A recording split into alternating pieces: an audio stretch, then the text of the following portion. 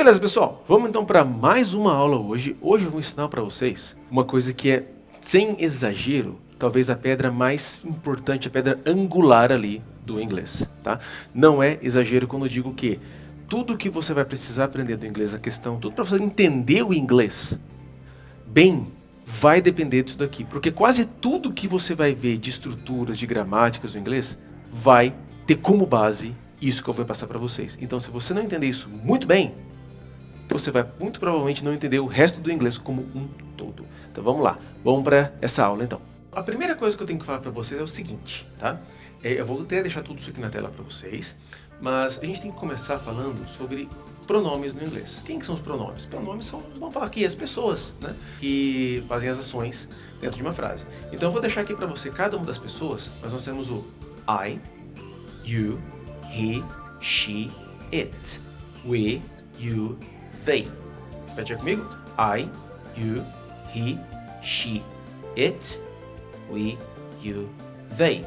Vou colocar aqui para vocês também qual é a tradução de cada um deles. I, eu, you, você. He, ele. She, ela. It, é um ele ou um ela, também pode ser um isso, mas é um ele e ela para coisas, para animais que você não tem muito carinho, para, enfim, tudo que não é um ser humano, que não é relevante, que não tem importância muito grande. Então é ele ou ela para coisas. Show? Nós temos o we, que é nós. You também pode ser vocês. E they, pronúncia, ó. They é eles ou elas, tá ok? No plural. Show? Então, I, you, he, she, it, we, you, they. Eu, você. Ele ou ela, singular, um só. It, ele e ela, depende da situação, no singular. E we, nós. You, vocês. They, eles. Show? Show. Então, isto dito, a gente tem que fazer o seguinte também. Quando a gente tem pessoas, quando a gente tem pronomes, quando a gente tem alguém ali, alguém faz algo, concorda? Então a gente tem aqui algumas ações, eu coloquei algumas ações aqui para vocês, que tem até a ver com essa temática de games e tudo mais, mas pode ser usado em qualquer outro contexto, para a gente poder usar junto com essas pessoas. Então vamos lá. A primeira palavra que eu vou colocar para vocês é o jump, ok? Jump. Você pode ver aqui escrito, você pode ver também uma imagem. Jump significa pular. Run. Run significa correr, também está aí aparecendo para vocês. Walk. Walk significa andar. Fly. Fly, voar. Grab. Grab é pegar, né? Agarrar ali, geralmente com um pouquinho mais de força, pegar com mais firmeza. Pegar, agarrar. Grab. E depois a gente tem swim. Swim é nadar, então. Certo? Então, jump, run, walk, fly, grab, swim. O que eu vou realmente ensinar para vocês hoje, então, com base nisso? Eu vou ensinar para vocês como que eu faço perguntas no inglês. E isso é mais importante do que vocês imaginam.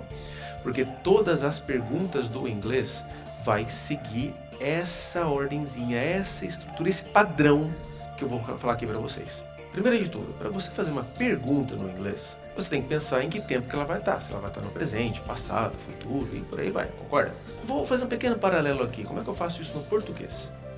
Como é que é uma pergunta no português? Como é que eu sei se a pergunta está no presente, passado, futuro?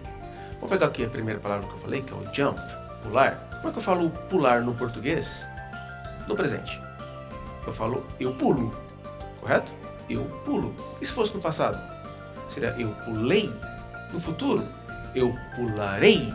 Ou eu vou pular, que seja. Então, para você poder colocar uma palavra ali no português, presente, passado, futuro e assim por diante, isso é o que a gente chama de conjugação. O que é conjugação? É quando a gente tem uma palavrinha ali original, como pular, e ela vai mudando um pouquinho, né? Dependendo de quem que está falando, dependendo do tempo. Então, para eu, é eu pulo, para você, é você pula, para falar nós, né? Nós pulamos. Isso só no presente, se fosse no passado. Eu pulei, você pulou, eles pularam. Futuro, eu pularei, vou pular que seja, mas eu pularei, eles pularão, ela pulará, e assim por diante. Então, para cada pessoa e para cada tempo no português, o verbo vai dar uma mudadinha ali, e isso é o que a gente chama de conjugação. E se eu falar para você que no inglês não tem essa conjugação, pelo menos não como é no português? Existe? De certa forma existe, claro que sim, mas é bem mais simples do que no português. Para você colocar um pular, por exemplo, no presente, no passado, no futuro, ele não vai mudar, pelo menos não na pergunta. Não, Ele não vai mudar, ele vai ficar sempre jump. Ou seja, é jump no passado, é jump no presente, é jump no futuro. Mas e aí vai entrar então a pergunta, mas como é que eu vou saber se eu vou perguntar, por exemplo, você pulou? Você pula? Você pulará? Você vai pular? Como é que eu coloco isso então, em diferentes tempos se o jump é sempre igual? Aí entra um conceito que tem no inglês chamado auxiliary verb, ou verbo auxiliar. O que é um verbo auxiliar? Verbo auxiliar, para você fazer uma pergunta, é uma palavrinha que por si só não tem significado, não tem tradução. Mas ela é, sem dúvida, a palavra mais importante da pergunta, porque é ela que vai dar o sentido, ou melhor dizendo, é ela que vai dar o tempo da pergunta. Tá? A gente tem 5 verbos auxiliares, eu vou falar todos eles aqui para vocês hoje, mas eu vou começar com 3 para vocês entenderem o conceito. Vou deixar aqui na tela, aqui, beleza? Em algum canto aí, vamos ver onde vai aparecer. Eu vou falar aqui o do, did, will. Cada um deles indica um tempo. Então tá aí embaixo também. Do indica presente, present. Did indica passado, past. E will indica futuro, future. Certo? Para você poder fazer perguntas no inglês, você vai ter que começar com essas palavras para você então poder falar qual é o tempo daquela pergunta. Então, vamos pegar de novo pular, o jump. Eu vou falar assim, ó, você pula. Digamos assim, eu vou até colocar aqui uma palavra extra. Você pula todo dia na academia, você faz exercícios de pulo, não sei. Você pula todos os dias, você pula toda semana. Você pula. Que tempo que tá pula? No passado, né? Senão seria pulou. Não é futuro, senão é vai pular. É pula, hoje, no presente. Então, para você falar, você pula toda semana, lá na academia, seria do you jump? Do you jump every week? Do you jump every week? Você pula toda semana, lá na academia, do you jump? Ou seja, eu pego esse do aqui, ele é o responsável para deixar o jump no tempo presente. É para isso que serve o do. Percebe? O do tem tradução aqui? Não. O do não se traduz. É você pula. Na tradução são 2 palavras apenas. Você pula. Mas no inglês vai ficar 3. Do you jump? Do you jump? Você pula. Por quê? O do está fazendo, o jump está no tempo presente. E se eu fosse perguntar então assim, ó. Você pulou? Semana passada, você pulou muito lá na academia? Você pulou? Você pulou? O jump vai ficar igual. O você, you, vai ficar igual também. O que você vai ter que fazer? Você só vai ter que trocar o do por did. Did não indicava o tempo passado, past. Então, para você falar did you jump, significa você pulou. Você pula, do you jump? Você pulou, did you jump? Did you jump? É assim que a gente faz perguntas, então, indicando um tempo dela. E no futuro? No futuro eu falei também é o will. Então, para falar você pula, do you jump?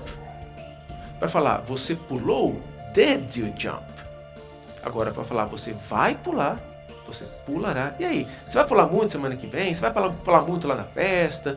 O que você acha? Você acha que vai ser uma festa animada? Você acha que a gente vai pular bastante? Você vai pular bastante? Você vai pular, você pulará.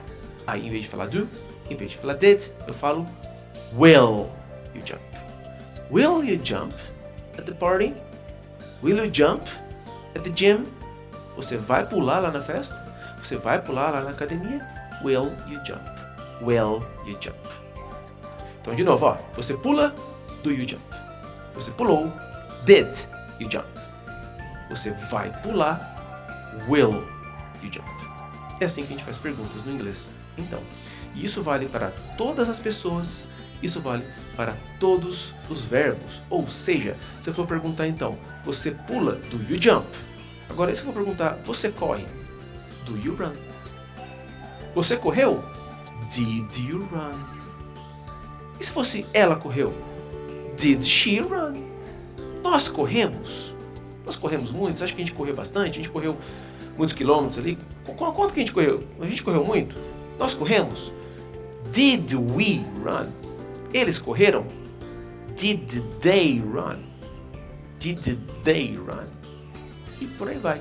Então perceba, é só você colocar a palavra que vai indicar o tempo, a pessoa, qualquer que seja essa pessoa, e a ação que você colocar. Então vamos lá, vamos fazer uma pergunta aqui com cada um dos verbos, tá? Em tempos diferentes. Eu vou deixar o jump, porque a gente já usou o jump bastante. Né? Então como é que fica assim, ó? Você corre todo dia? Ou melhor, você corre toda semana? Do you run? Do indicando presente por correr, não correu, não é para correr, corre hoje, presente. Do you run every week? Você corre toda semana? Do you run every week? Então se falar no passado com walk, vamos fazer uma pergunta aqui com ela. Ela andou, tipo, ela caminhou, ela andou no domingo? Did she walk? Did she walk on Sunday? Did she walk on Sunday? Ela andou. Fly é voar, mas eu também posso usar o fly para, tipo, viajar de avião, sabe? Andar de avião. Então eu posso perguntar assim, ó. Viu, você vai voar para a Europa nas suas férias? Você vai voar, você vai de avião, né, para a Europa nas suas férias? Will you fly? Will you fly to Europe on your next vacation? Will you fly? Ou de repente tem que ser you? Não, pode ser. Imagina que de repente é uma família ali e eles estão decidindo os planos para de repente o que eles vão fazer nas férias. Daí, sei lá, veio uma ideia lá no passado, daí um deles, marido, esposa, filho, não sei, lembra assim: ô gente, eu lembro que a gente falou um tempo atrás da gente ir para a Europa. A gente vai mesmo para a Europa nas nossas férias? Nós vamos? Will we? Will we fly to Europe on our next vacation? Então, we. E se fosse ele vai voar? Will he fly? Eles vão voar, eles voarão. Will they fly? E por aí vai. Vamos mais um? Nós temos o grab, né? Então, se eu for perguntar, ele agarrou, ele pegou o celular? Did he grab? Did he grab the cell phone, smartphone? Did he grab? Você pega o seu celular toda manhã? Você pega, presente. Do you grab? Do you grab your cell phone every morning? Do you grab your cell phone every morning? Okay. Swim. Swim é nadar. Então se eu fosse perguntar, você nada no clube ou no rio? Você nada? Você nada? Do you swim? Do you swim in the club or in the river? Do you swim in the club or in the river? Você nada no clube ou no rio? E se fosse falar, você vai para a praia nas suas próximas férias, né? Você vai nadar muito? Você vai nadar? Will you swim? Will you swim? Você vai nadar? E se fosse falar, você nadou nas suas últimas férias? Você nadou no último final de semana? Vamos colocar aqui, vai. Did you swim? Did you swim last weekend? Did you swim? Você nadou? Então é assim que eu faço perguntas em diferentes tempos no inglês. Então, primeiro de tudo, eu começo com aquela palavra que vai indicar o tempo, depois a pessoa e depois o que a pessoa vai fazer. Nessa ordenzinha, tá? Eu falei para vocês que tem 5 verbos auxiliares, vou colocar mais 2 aqui para vocês. O próximo que eu vou colocar é o does. O que é o does? O does ele também indica, tá aqui para vocês, o tempo presente, tá? O problema é que o does ele indica presente apenas para 3 pessoas. He, she, it. Ou seja, se eu for perguntar, você corre? É do you run. Se eu for perguntar, nós corremos? Do we run. Se eu for perguntar, eles correm? Do they run. Agora, se eu for perguntar, ele corre? Não é do he. Does he. Ela corre? Does she. Does she run? Does he run? Does it walk? Does he grab? Does she swim? Então, se for no presente, só no presente, tá? Para he, she, it, para ele e para ela, e para ele e ela para coisas. Você não pode usar o do, você tem que usar o does. Porém, o does é só no presente. O did, que indica o passado, é para todo mundo. Então, se eu vou perguntar, você nadou? Did you swim? Normal. Nós nadamos? Did we swim? Normal. Ele nadou? Tranquilo também. Did he swim? E no futuro? Se eu perguntar, por exemplo, você vai pegar? Will you grab? Se eu perguntar, nós vamos pegar? Nós pegaremos? Will we grab? E no futuro, com ele ou com ela, é will também. Will she grab? will he grab? Então, é só no presente que tem o do e o does de diferença ali. O does é para he, para she, para it. Agora, did é passado para todo mundo. Will é o futuro para todo mundo. E o último auxiliar aqui que eu vou falar para vocês é o would. Would. O que é o would? Would é o que a gente chamaria de futuro condicional. Mas não precisa ficar muito preso com nomes. Basta você lembrar que com would, a palavra que você vai estar usando vai terminar com ia. Por exemplo, se eu for perguntar, would you run 5 kilometers non-stop? Would you run 5 kilometers non-stop, sem parar? Você correria. Estou falando sobre uma possibilidade, uma hipótese mesmo, sabe? Alguma coisa, só uma ideia para o futuro, não é uma coisa concreta, não é um plano, não. Só uma possibilidade. Se você pudesse, você correria, você conseguiria correr. Would you run? Se pedissem para você, would you run 5 kilometers non-stop? Você correria. Fly, voar. Você voaria para os Estados Unidos no inverno? Porque inverno é muito frio, né? Ou até pior, Canadá. Você voaria, você viajaria para o Canadá no inverno? Would you fly? Would you fly? Você voaria para o Canadá no inverno? Would you fly to Canada in winter? Would you fly to Canada in winter? Você voaria. E o would também serve para todo mundo. Se eu for perguntar, você voaria? Would you fly? E se você perguntar, eles voariam? Would they fly? Ótimo! Would they fly? Would they fly to Canada in the winter? Você nadaria